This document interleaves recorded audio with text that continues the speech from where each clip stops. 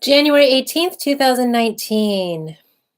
Um, I'm just hopping on here because I missed yesterday and the day is kind of getting away from me already here on Friday, and I don't want to miss another day because it seems like every time I miss a day thinking, oh, there wasn't really anything to talk about today, I don't need to do this.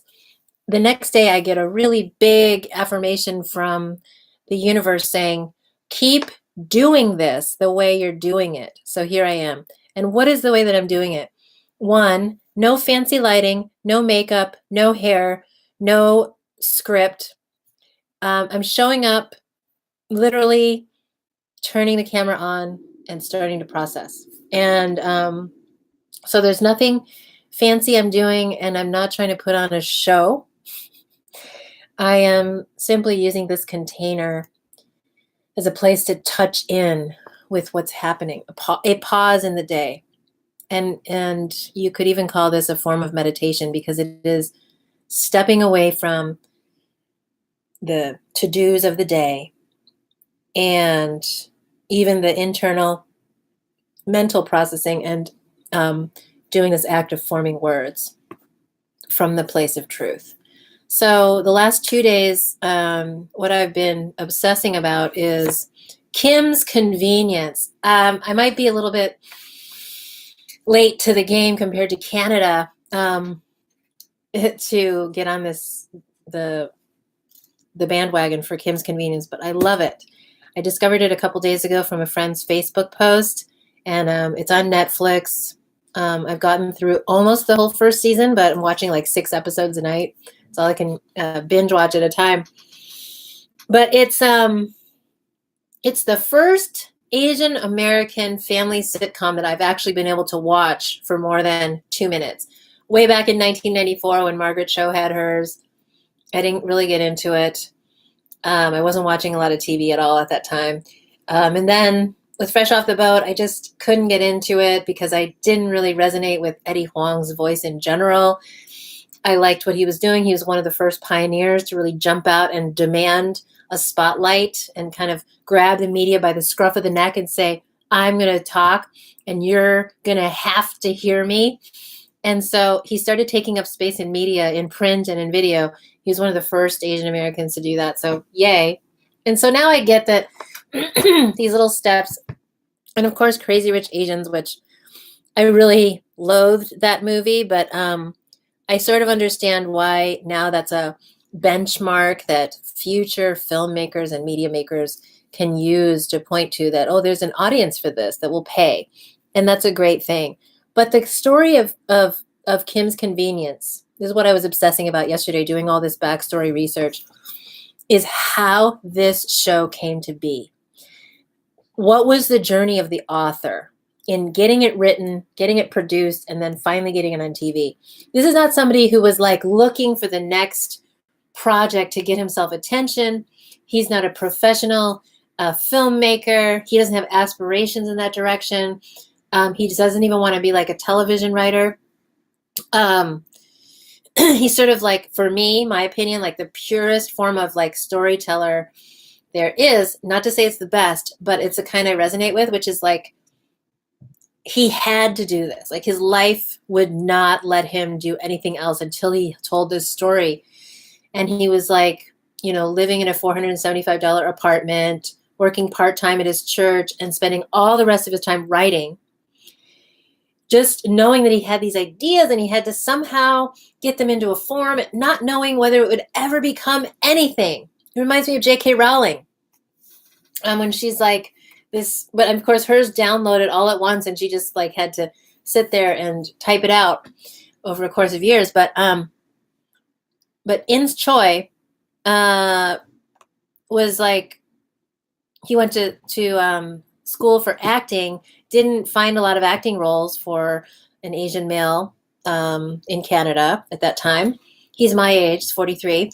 And so he started, writing plays. And then in the foreword to the book, which is the published script of that original play that he wrote, there's a little introduction written by the artistic director of the theater that gave him the grants and the space and the time and the encouragement to really finish writing it.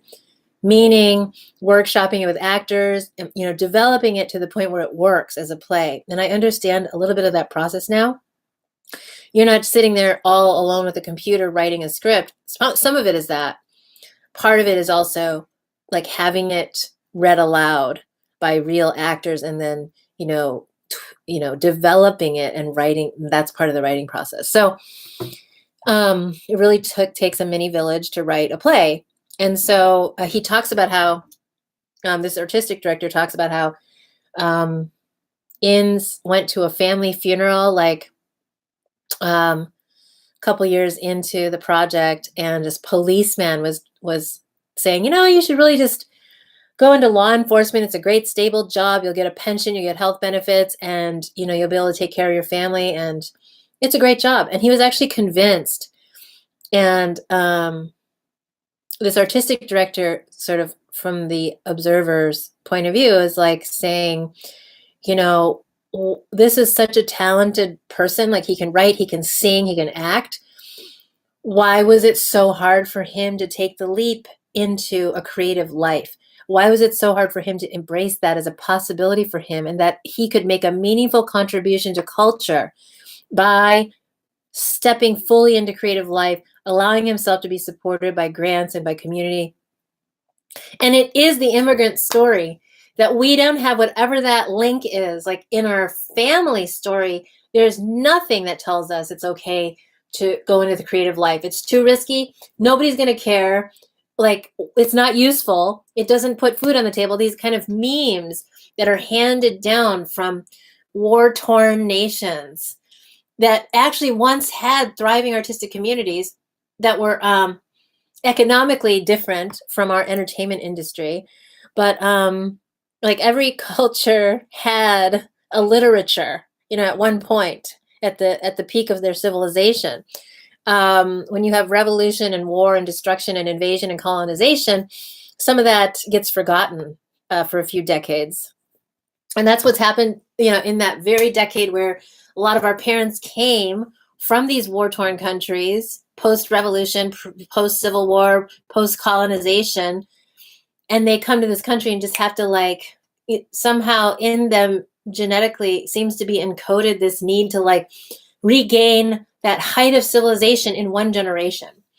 And that requires wealth, to be built.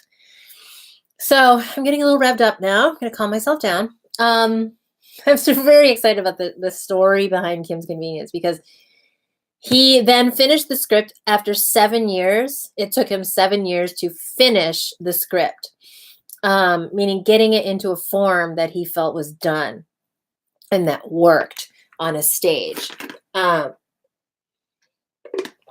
He sent it out to every theater company in Canada, and it was rejected. I think he said it was like 40 different theater companies. But he said he just wants to see it put on once. He has to see this play produced on stage once. And so he started to get into fringe festivals, and he organized a tour with his small cast of, I think, 4, to do an entire tour of all the Canadian fringe festivals. And they camped. I think he writes about how he camped all along the way. And so there's no money. The actors got paid next to nothing. They were just all about having this story told, and they were so passionate because it's so honest. It is just like the story of his childhood that needed to be told. And he had to tell the details. The convenience store, the church, the conflict between parents and children, and,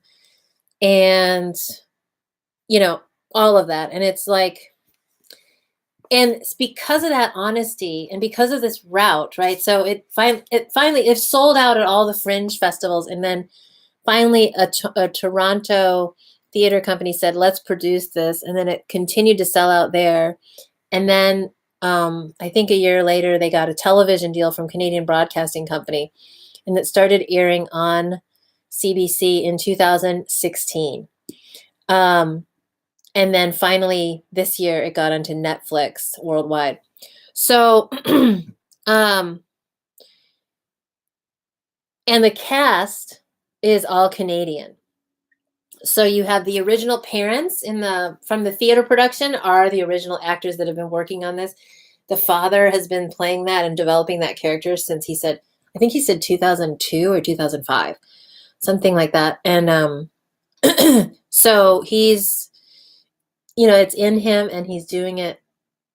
It started as a passion project and now here he is on television and like getting mini fame on it. But the route that story is not common for sitcoms.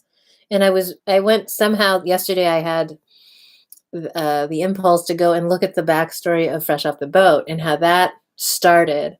And it was, of course, Eddie Huang's memoir that he wrote that was adapted for the TV. And he actually severed his ties with ABC after the first season because he disagreed with the direction that they were going. They hired a non-Asian American, non-Taiwanese, non-Chinese, non-Japanese, non-Korean American writer to run the show on the writing side, and then he just disagreed with sort of some of the liberties they were taking that departed from his story. And I'm sure it was because of financial reasons. They wanted it to appeal to a mass audience in America. So economics totally, like the studio economics, the network, ABC economics, drive those creative decisions here when you're talking about a primetime sitcom. Whereas, Ins had to fight and self-produce and drag this show across Canada in fringe festivals to build his own audience. And he talked about how he sent posters and cover letters to every Korean church in every town that he was touring that show in. And, also the convenience stores. Like he knew the grassroots marketing because he was totally committed to having a Korean audience see his show about Korean Canadians. And when you talk about the networks, ABC, they are not caring that much about the less than 10% of the population nationwide that are Asians and whatever percentage of those that are going to tune into this show. They're not catering to that. That's not how their P&L works. But now with Netflix and these other independent routes, they're, we can see this show. And of course, the Canadian Broadcasting Company, that's their national television network. And it's totally national in Canada. And they were getting close to 1 million viewers a night for these episodes in the beginning. And I'm sure it's more now. So some of the themes, the other thing I was obsessed with researching yesterday related to the show was the actor who plays the son, who's estranged from his father. So here's this theme that I'm like tiptoeing around, people that don't speak, don't connect with their families at the holidays. I'm like so scared to post anything about this.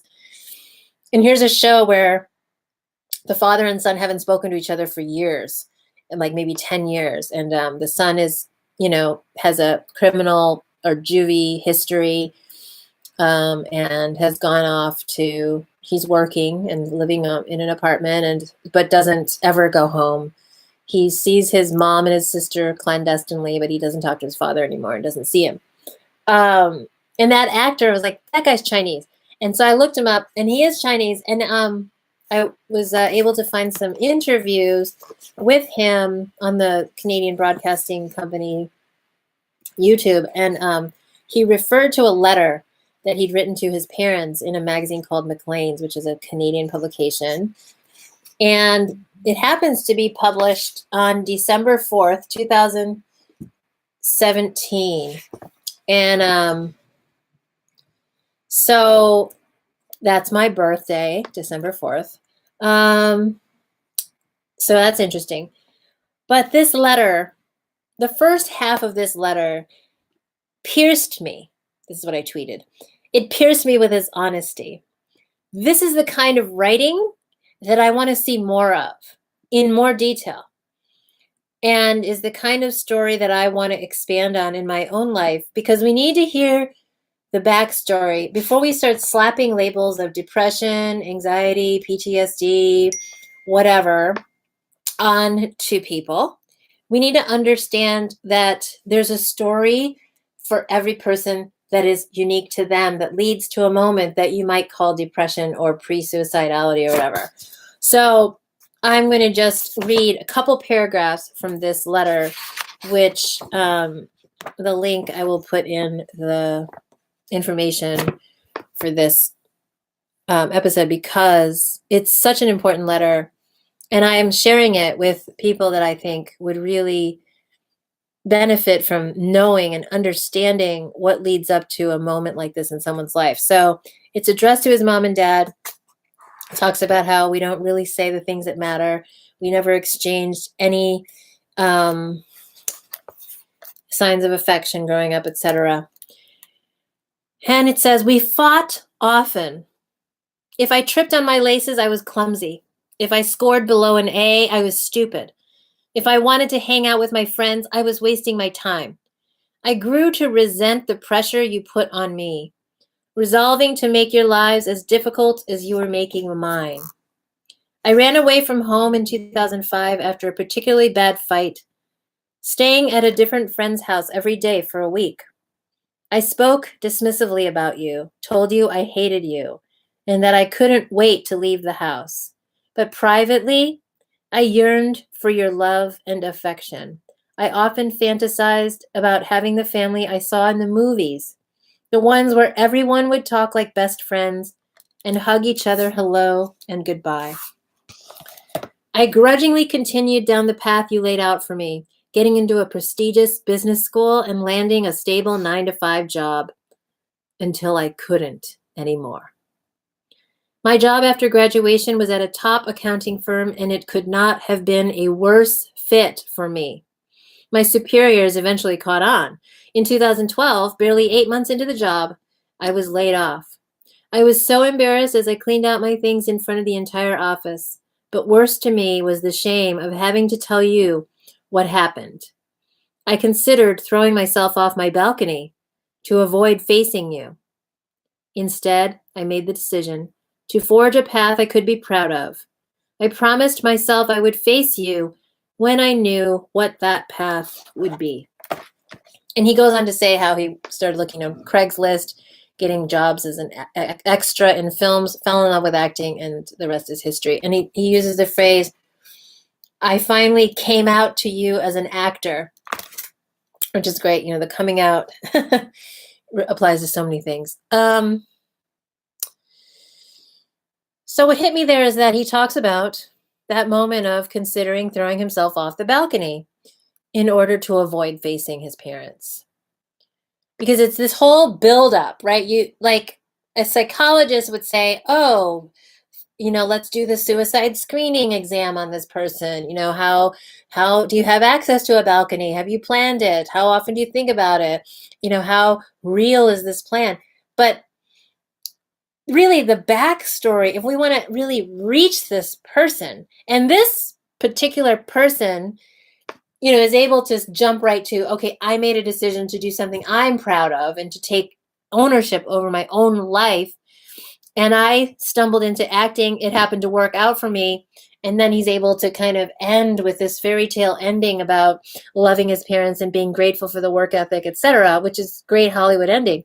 But right there at that moment of being on the balcony or considering the balcony as the only option, because of the tremendous shame that was built up over a lifetime of conflict, pressure, being demeaned constantly, and then actually fulfilling those expectations, getting into the business school, getting the job at the top firm, and then realizing like, wow, I can't even be good at this if I want to because I don't like it. That is the backstory that most people in those teen years or those early 20s years cannot get out of their mouths. And this letter was, of course, written decades after the healing process for him had already happened. 5 years after it, sorry. And he has success. So now it's sort of like the, as long as you're successful,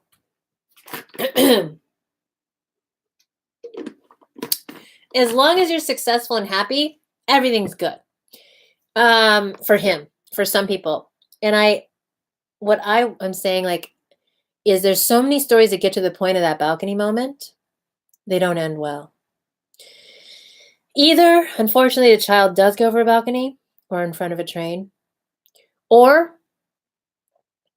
it's like, or they have to sever ties and really start over and just put that entire piece of themselves, which is their whole self, out of their mind and just live a life that's sort of like denies that.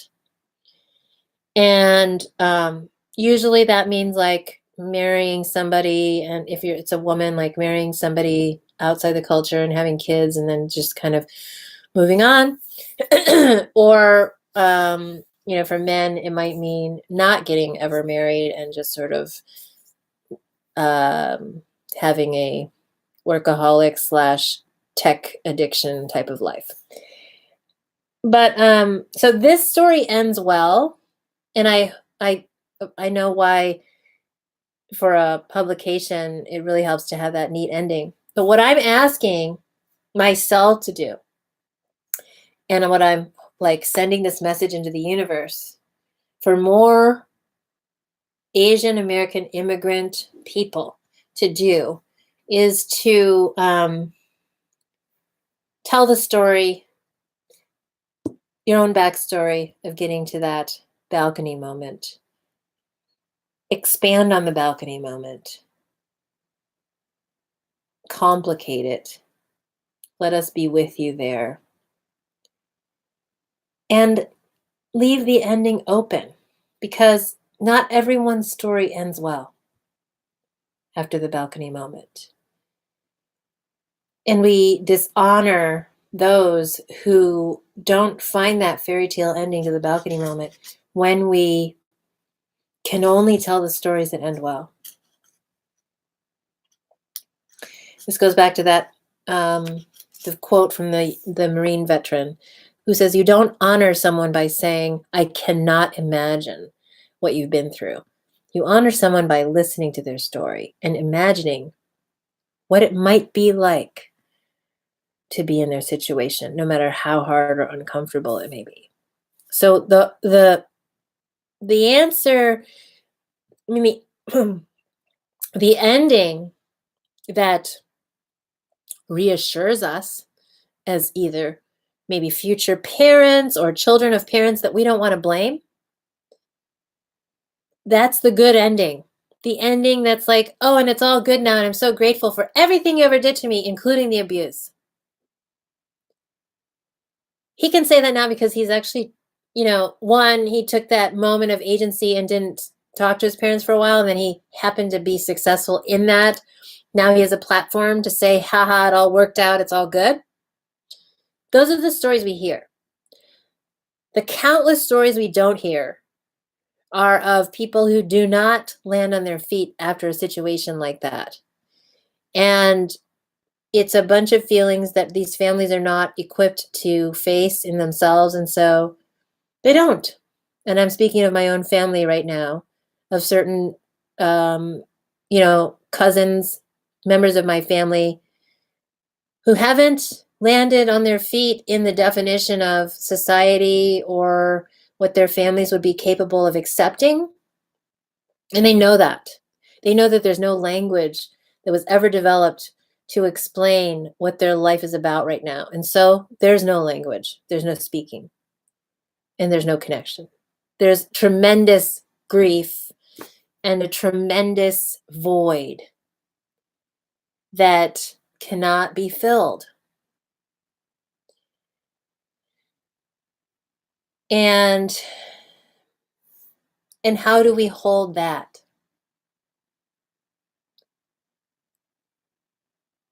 How do we hold the feelings that we don't know how to feel because no one showed us, and we weren't allowed to feel them as children, so we never learned? And that's the question I'm encouraging myself to sit with and not to resolve it. Because I feel and I know that my life story and my awareness and my privilege to access so many different perspectives on this issue are for a particular reason that I can only say is to be able to share the story finding and to open that place up and let it be seen and let it be contemplated and consumed as food by others for whom it may nourish. Because there are some things that don't end well. And we are very, very bad as a culture at being in that space of difficult, uncomfortable, unresolved things like feelings. So that's what this is for, and I'm grateful that I turned the camera on today on a busy day. I feel more connected to truth. Thanks for listening.